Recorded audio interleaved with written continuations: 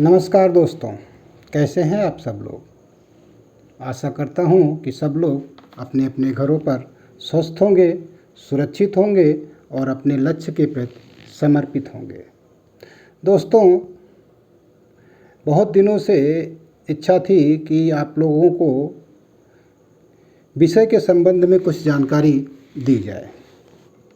तो इस कड़ी में काफ़ी सोच विचार के बाद मुझे लगा कि सर्वप्रथम उस विषय को लेना चाहिए जो विषय हमारे कंपटीशन के साथ साथ हमारे सामान्य जीवन के लिए भी उपयोगी और महत्वपूर्ण हो।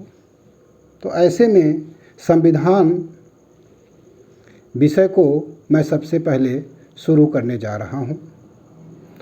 संविधान किसी भी देश के नागरिक और व्यक्ति दोनों के लिए जितना महत्वपूर्ण है, या दूसरे शब्दों में इसको ऐसे कहें कि ये विषय प्रतियोगी परीक्षाओं के लिए जितना महत्वपूर्ण है, उतना ही महत्वपूर्ण ये जन सामान्य के लिए भी है।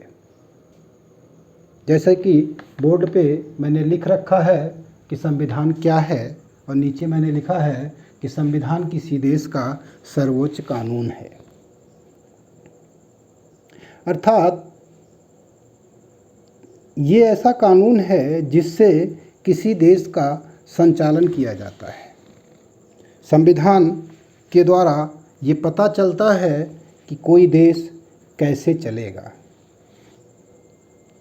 किसी देश की सरकारें कैसे कार्य करेंगी, केंद्र और राज्य के मध्य क्या संबंध होंगे, नागरिकों के क्या अधिकार होंगे, सरकार के क्या दायित्व होंगे। दूसरे शब्दों में कहें तो किसी भी राज्य के संपूर्ण प्रभावी क्रियान्वयन के पक्ष को देखने वाला जो दर्पण है, जो आईना है, वही संविधान है।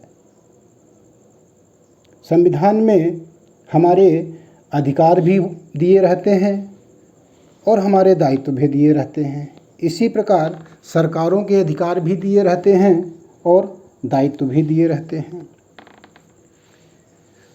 दोस्तों, संविधान की बात की जाए तो संविधान दुनिया में दो प्रकार के होते हैं। जैसा कि मैंने लिख रखा है कि संविधान दो प्रकार के होते हैं, एक लिखित संविधान, एक अलिखित संविधान। दोस्तों, लिखित और अलिखित संविधान में अंतर बस इतना होता है कि लिखित संविधान एक ग्रंथ या एक पुस्तक के रूप में लिखा जाता है। जैसे कि भारत का संविधान, ये भारत का संविधान है जो कि एक पुस्तक के रूप में संकलित किया गया है। इसी प्रकार अमेरिका का संविधान एक लिखित संविधान है। ब्रिटेन का संविधान एक अलिखित संविधान है। दोस्तों, ब्रिटेन का संविधान एक अलिखित संविधान है। इसका आशय ये नहीं है कि वहाँ पे चीज़ें लिखी हुई नहीं हैं, हर चीज़ मौखिक होती है। वहाँ पर संविधान जैसी कोई किताब नहीं है।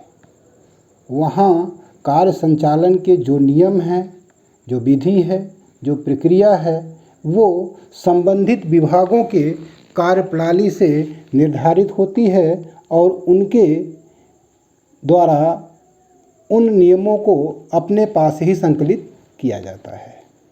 तो लिखित संविधान एक पुस्तक के रूप में होता है, जबकि अलिखित संविधान किसी पुस्तक या ग्रंथ के रूप में नहीं होता है।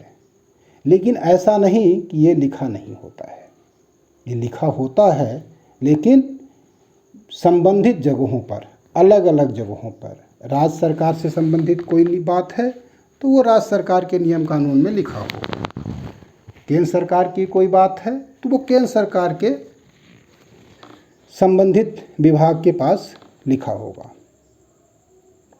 दोस्तों, कुछ महत्वपूर्ण तथ्यों की बात करें तो विश्व का सबसे प्राचीन संविधान संयुक्त राज्य अमेरिका का है, जिसे 17 सितंबर 1787 को फिलाडेल्फिया सम्मेलन के माध्यम से तैयार किया गया था। यद्यपि यह संविधान 21 जून 1788 से प्रभावी हुआ और इसे दुनिया का सबसे प्राचीन संविधान माना जाता है। तो दुनिया का सबसे प्राचीन संविधान अमेरिका का संविधान है, जबकि दुनिया का सबसे बड़ा संविधान अलिखित रूप में ब्रिटेन का संविधान माना जाता है, जबकि लिखित रूप में दुनिया का सबसे बड़ा संविधान भारत का संविधान है। दोस्तों, भारत के संविधान में 395 अनुच्छेद, 22 भाग और 12 अनुसूचियाँ हैं। अब यहाँ मैंने 22 कह दिया, लेकिन क्रमिक रूप से 22 ही है। क्रम के आधार पर देखा जाए तो 22 ही है, लेकिन इसके सब पार्टों को मिलाकर इनकी संख्या 25 हो जाती है। इसी प्रकार संविधान के अनुच्छेदों में भी क्रम के आधार पर देखा जाए तो 395 अनुच्छेद ही हैं, यद्यपि इनकी संख्या सब आर्टिकल को जोड़ने के बाद देखा जाए तो 460 से भी अधिक हो जाती है। 12 अनुसूचियाँ हैं। दोस्तों, इसका विस्तृत अध्ययन हम लोग आगे करेंगे। दुनिया का सबसे छोटा संविधान मोनाको का है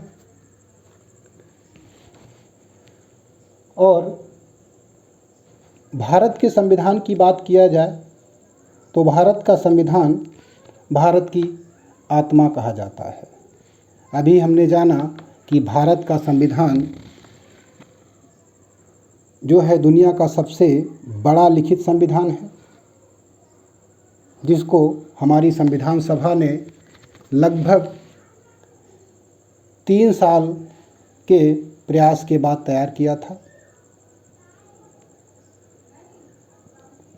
संविधान से किसी देश के संचालन में सहायता मिलती है, या दूसरे शब्दों में कहा जाए तो किसी देश का संविधान, किसी देश का शासन संविधान के माध्यम से ही संचालित होता है। भारत में ऋग वैदिक काल से ही इस तरह की परंपरा रही है। जैसे कि ऋग वैदिक काल में सामान्य लोगों की जो सभा होती थी उसे सभा कहा जाता था, जबकि विशिष्ट या वरिष्ठ जनों की जो सभा होती थी उसे समिति कहा जाता था। इन समितियों के माध्यम से तत्कालीन शासन या राज्य व्यवस्था का संचालन किया जाता था। इसी प्रकार कौटिल्य के अर्थशास्त्र और पाणिनि के अष्टाध्यायी से भी हमें तत्कालीन राज्य के संचालन के बारे में महत्वपूर्ण जानकारियाँ प्राप्त होती हैं। तो दोस्तों, भारत का संविधान किस प्रकार बना? हम सब लोग जानते हैं कि हम ब्रिटेन के गुलाम थे और हमारे देश के संविधान बनाने की मांग उस समय से ही प्रारंभ हो गई थी जब हम अंग्रेज़ों के अधीन थे। तो किस प्रकार भारत में संवैधानिक विकास हुआ, किस प्रकार भारत का संविधान बना, इसे अब हम क्रमिक रूप से आगे आने वाली कड़ियों में जानेंगे। दोस्तों, आज के लिए इतना ही।